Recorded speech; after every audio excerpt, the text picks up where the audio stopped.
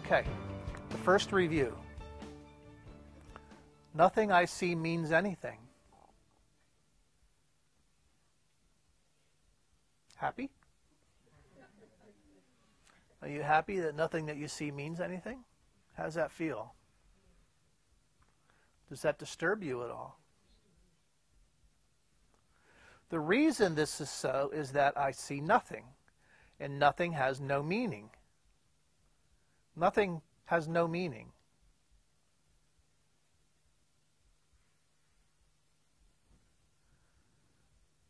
It is necessary that I recognize this, not optional. Necessary. That I may learn to see. Seeing nothing is not seeing.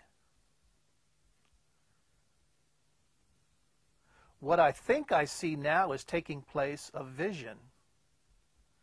I must let it go by realizing it has no meaning so that vision may take its place. Vision is that comes to you from spirit. And spirit is that is outside of time and space. So vision has a value that perceiving does not and can never have.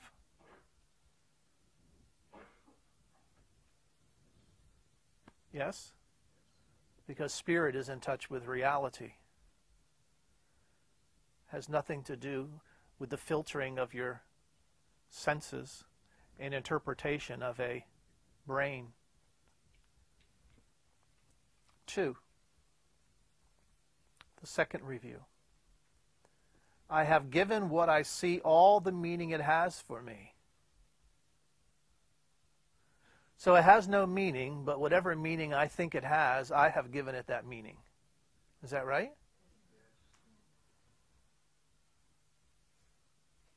I can see where this is going. How could you be happy with all that? I have judged everything I look upon, and it is this and only this I see. I only see what I judge. This is not vision. It is merely an illusion of reality, because my judgments have been made quite apart from reality. Because in reality, you don't need to make any judgments. Reality is one thing. What would judge what? Be impossible. It's only in duality that judgments are made possible, and that's why it's an illusion. I am willing to recognize the lack of validity in my judgments because I want to see. That sounds like a declaration. I'm beginning to hear this, and I don't like what I've been seeing and doing, and I'm declaring I intend to change. Right? My judgments have hurt me, and I do not want to see according to them. I'm not a masochist. I'm interested in happiness, and I prefer the eternal one, not the one that comes and goes, depending on circumstances. 3. I do not understand anything I see. How can you understand anything that doesn't have any meaning? If it doesn't have meaning, how can you understand it? So that's a realization, isn't it? I don't understand anything I see. That's something that needs to be realized. Or it's just a concept. How could I understand what I see when I have judged it amiss? I haven't judged it as an illusion. I've judged it to be reality. I judged it amiss. What I see is the projection of my own errors of thought. I do not understand what I see because it is not understandable. There is no sense in trying to understand it. Boy, now that's a great sentence.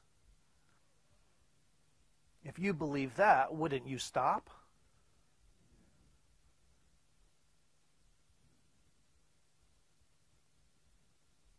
If you knew it didn't have any meaning, wouldn't you stop trying to understand it?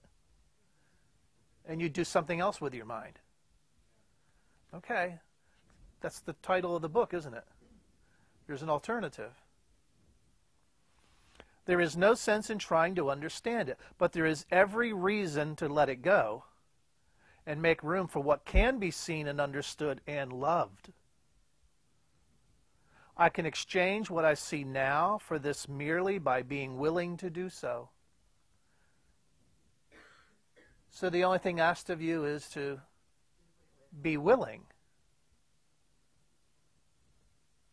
I can exchange what I see now for this merely by being willing to do so. Is not this a better choice than the one I made before? Let's see, what was the choice I made before?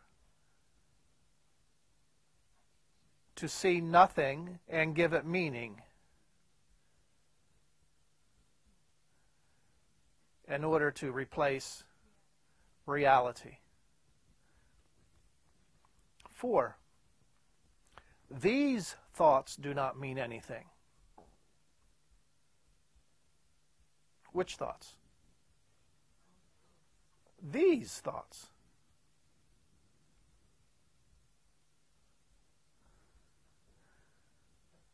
Are you having thoughts? Those thoughts are the ones that don't have any meaning, because you're not sharing them with your Creator, who gives meaning to everything. The thoughts of which I am aware do not mean anything because I'm trying to think without God. What I call my thoughts are not my real thoughts.